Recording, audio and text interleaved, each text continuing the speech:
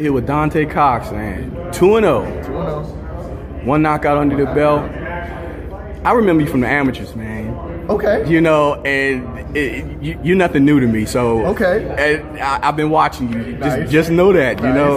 And I seen where you come from, and also I seen the progression when I seen you in the ring as a professional. Okay. You know, how do you see yourself as a professional now? Progression as well. That was a good use. I mean, that was a good word to use. I definitely see growth from my debut to where I'm at now, and that's big, man. That's the main thing that you want to focus on is just progression. You don't want to get too stagnant, especially in this sport. You stand still, man. Somebody's going right behind you. So that's the biggest takeaway from that. Yeah. How does it feel to be actually this early with such an early highlight? You know, with you putting the emphasis on it's crazy. Being here live, a place that you hear. I'm on the undercard with a legend. Exactly. And DeMarcus Corley, so it's like, wow. It's not like I had this crazy amateur pedigree. It's not like I was this 5, 4, 6-time national champion. So at first it was intimidating. I was just like, oh man. But now it's just like, no, I belong here. I'm supposed to be here. So it's I'm blessed. It's a great opportunity to be a part of this. And even when mentioning what you just said, you actually was able to see a lot of these fighters when you were amateur. The fighters that fight through their amateur turn professional, like Dante Davis, Jared Hurd, all those guys, and you see where they are right now. Yeah. And now you're a part of that because you're part of the beltweight boxing scene now. Yeah. How do you feel about that? It's an honor. You know, there's so many legendary fighters that come out of the DMV, man, and I just want to stay focused, keep my head down, and hopefully when I look up, I'll be amongst those gentlemen. Now, with your career, now I'm gonna ask you this question based on how boxing is now. You see a lot of young fighters, with under 10 fights sometimes. Yeah. You know, mainly under 15 fights. Sometimes they get an opportunity to fight for regional titles or even fight for titles. Yeah. You know, we just had one ourselves with Lamont Roach Jr. I saw that. Congrats to Lamont. Yeah, exactly. You know, a guy with 17, 18 fights. Yeah. You know, now he has a WBO title under his belt. You know, so how does that make you hungry and that gives you that drive? It makes me hungry, and the reality starts to set in where opportunities are going to present themselves before I'm ready. You know, so you always got to be ready for anything, especially in this sport. Especially when you perform the way you want to, and then eyes are on you. You know, you gotta be ready to, pick up the phone when they call. You know, so yeah, I'm definitely excited. Definitely excited for everything that's happening right now. Everything's transpiring. It's really exciting times. And did you imagine this happening especially? It's like the limelight, basically. Did you expect the limelight to happen this fast for you? Not this fast. Not this way.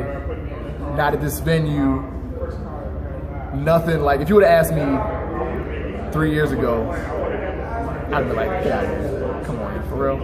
So now it's just like, wow, it's like, it's setting in, man. And I gotta make, this is my time to like make a statement for real, you know? So I'm excited. So speaking of venue, how did you feel when they said it's going to be at the Maryland Live and knowing that you worked there? How did you feel about that? The promoter called me. This is before my second fight. And you talking about Tony Jetta? Tony. And he was like, "Hey, you still work at the Prime Rib, right?" And I was just like, "Yeah." And he was like, "All right, well, I got some good news for you." Da da da. And in my head, the gears already started turning, and I was like, "There's no way," because I knew they were building an event center at the new hotel. And I was like, "There's no way."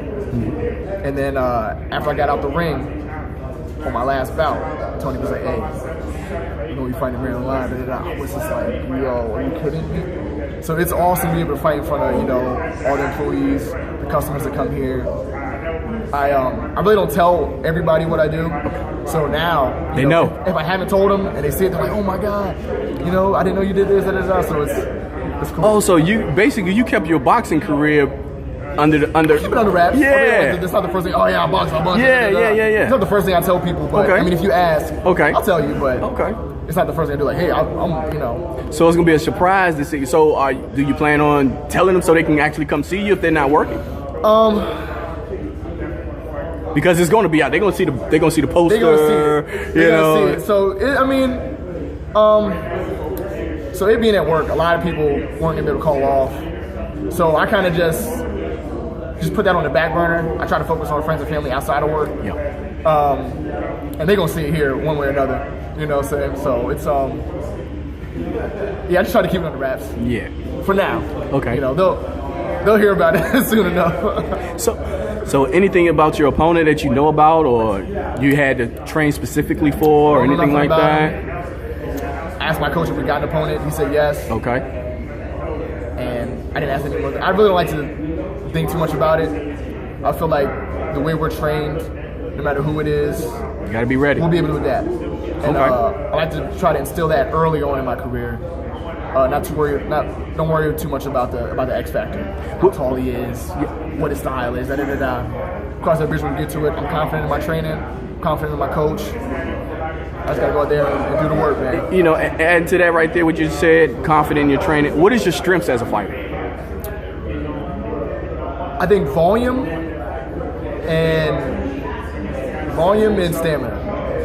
You know, I kind of one of my favorite fighters to watch and try to model myself after is Aaron Pryor. Mm-hmm. And that dude That's a good choice. he got one button, man. He got one switch. And once it's on, it's on.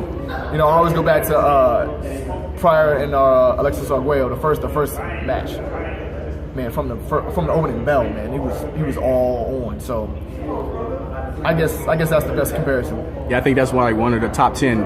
I think someone asked the question about some of the top 10 fights in prior. Yeah, that was one of them. That was a bad one. Yep. That was awesome. Yep. That was awesome. Definitely.